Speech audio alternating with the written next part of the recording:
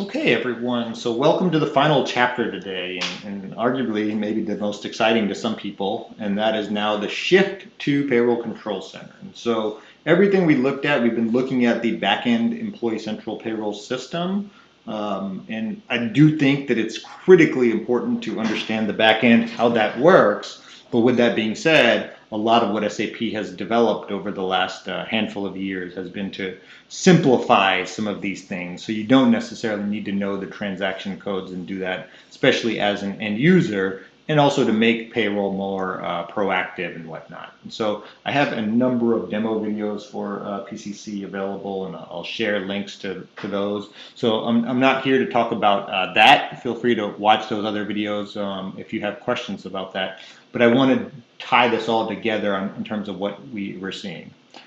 So transaction code cheat sheet. I've talked about these other ones. In terms of setting up the payroll control center, there's a transaction code PYC underscore CONF underscore WB, payroll configuration workbench.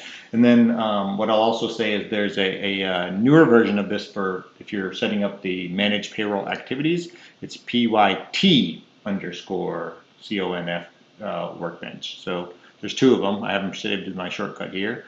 One is for managed payroll activities, and one is for really the current version that more people are using, the configuration workbench for Payroll Control Center. So yeah, those are my transaction code cheat sheets.